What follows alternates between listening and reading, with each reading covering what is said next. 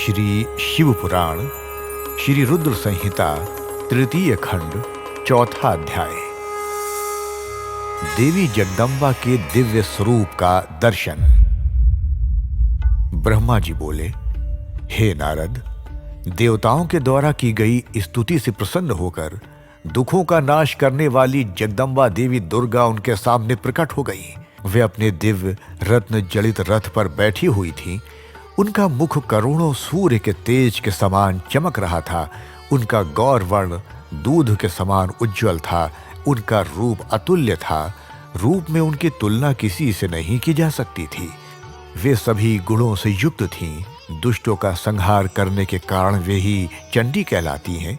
वे अपने भक्तों के सभी दुखों और पीड़ाओं का निवारण करती हैं। देवी जगदम्बा पूरे संसार की माता हैं। वे ही प्रलय काल में समस्त दुष्टों को उनके बंधु बांधवों सहित घोर निद्रा में सुला देती हैं। वही देवी उमा इस संसार का उद्धार करती हैं। उनके मुखमंडल का तेज अद्भुत है। इस तेज के कारण उनकी ओर देख पाना भी संभव नहीं है। तब उनके अमृत दर्शनों की इच्छा लेकर श्री हरि सहित सभी ने स्तुति की। तब उनके अमृतमय स्वरूप को देखा। उनके अद्भुत स्वरूप के दर्शनों से सभी देवता आनंदित होकर बोले, हे महादेवी, हे जगदम्बा, हम आपके दास हैं।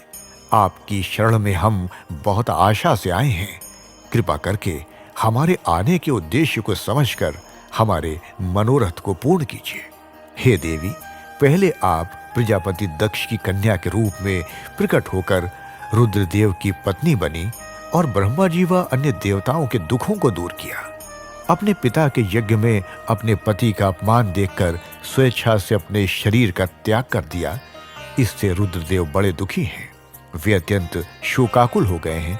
साथ ही आपके यहाँ चले आने से देवताओं की जो इच्छा थी वह भी अधूरी रह गई है। इसलिए हे जगदम्बिके, आप पृथ्वी लोक पर पुनः अवतार लेकर रुद्रदेव को पति रूप में पाइए, ताकि इस लोक का कल्याण हो सके और सनत कुमार मुनि का कथन भी पूर्ण हो सके।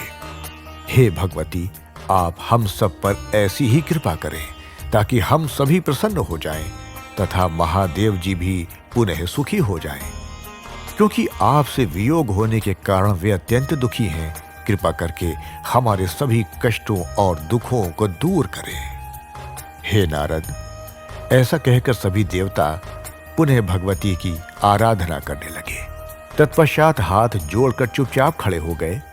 तब उनकी अनन्य स्तुति से देवी उमा को बहुत प्रसन्नता हुई। तब देवी शिव जी का स्मरण करते हुए बोली, हे हरे, हे ब्रह्मा जी तथा समस्त देवताओं और ऋषि मुनियों, मैं तुम्हारी आराधना से बहुत प्रसन्न हूँ। अब तुम सभी अपने अपने निवास स्थानों पर जाओ और सुखपूर्वक वहां पर निवास करो।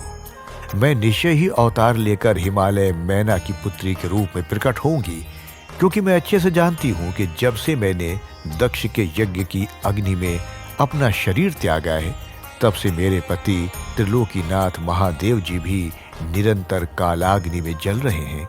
उन्हें हर समय मेरी ही चिंता रहती है। वे हर समय ये सोचते हैं कि उनके क्रोध के कारण ही मैं उनका अपमान देखकर वापस नहीं आई और मैंने वहीं अपना शरीर त्याग दिया।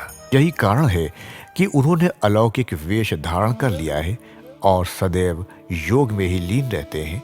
अपनी प्राण प्रिया का वियोग वे सहन नहीं कर सके हैं। इसलिए उनकी भी यही इच्छा है कि मैं पुनः पृथ्वी पर अवतीर्ण हो जाऊं, ताकि हमारा मिलन पुनः संभव हो सके। महादेव जी की इच्छा मेरे लिए सदैव सर्वोपरि है।